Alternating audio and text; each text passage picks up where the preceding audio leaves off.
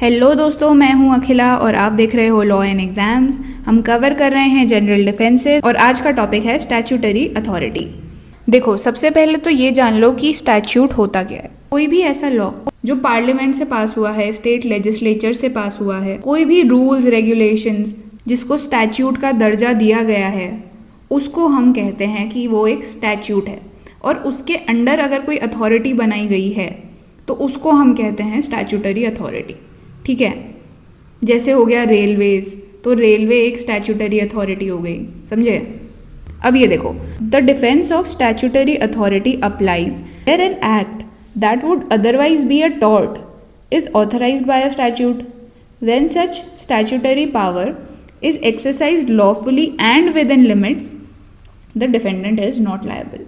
मतलब अगर statutory authority से कोई भी ऐसा एक्ट हो जाता है जो कि वैसे तो टॉर्ट होता, पर क्योंकि वो एक स्टैट्यूटरी अथॉरिटी ने एक्ट करी है और जो वो अथॉरिटी है वो लॉ से बनाई गई है, स्टैट्यूट से बनाई गई है, इसीलिए उनको लायबल नहीं ठहराया जाएगा और ये एक डिफेंस के तरह यूज़ किया जा सकता है। ठीक है, जैसे example noise, vibration, smoke coming from authorised public works. जैसे अगर रोड बन रही है तो रोड से अगर नॉइज़ आती है, वाइब्रेशन आती है, स्मोक आ रही है, गंदगी हो रही है, तो वैसे तो टॉर्ट कमिट हो रहा है, न्यूसेंस कमिट हो रहा है, पर क्योंकि वो एक स्टैट्यूटरी अथॉरिटी से बनी गई है तो वो डिफेंस के तरह यूज़ किया जा सकता है। ठीक है, या फिर डिमोलिशन हो गया अंडर म्यूनिसिपल लॉ। अगर किसी ने कोई अपनी प्रॉपर्टी इलीगली बनाई है तो म्यूनिसिपल लॉ आके उसकी प्रॉपर्टी को, उसके बिल्डिंग को डिमोलिश कर सकता है। ठीक है, अब इसके असेंशियल कंडीशंस भी देख लेते हैं।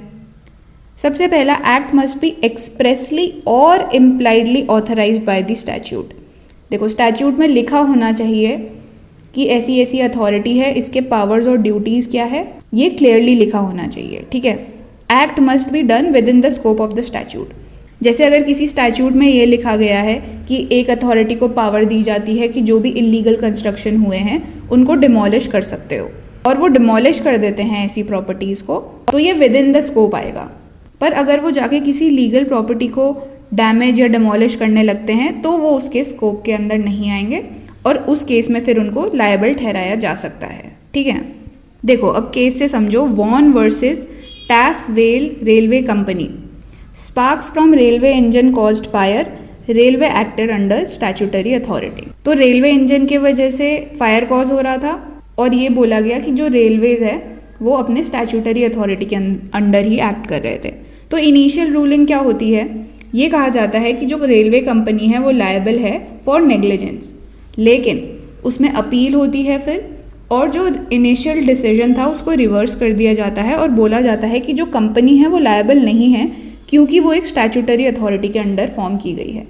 ठीक है, अब एक और केस देख लेते हैं, hammer Smith railway versus brand. The railway company constructed a railway line as authorized by the statute.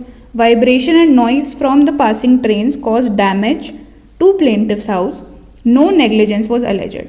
मतलब वाइब्रेशन और नॉइज़ की वजह से जो प्लेंटिफ का घर है उसमें डैमेज तो कॉज हुआ है, पर कोई नेग्लिजेंस की बात नहीं की प्लेंटिफ ने भी और डिफेंडेंट ने भी। ठीक है, तो क्या हेल्ड किया जाता है इसमें, railway company was not liable when act is authorized by statute and performed without negligence, no action lies even if it causes damage।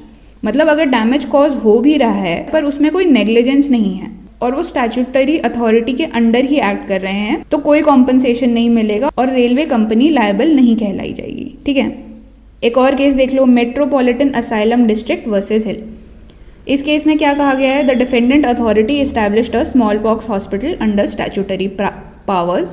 Residents nearby feared danger and discomfort. The hospital had not yet caused actual harm. एक statute allow करती है एक hospital बनाने का, पर वो एक residential area में होता है।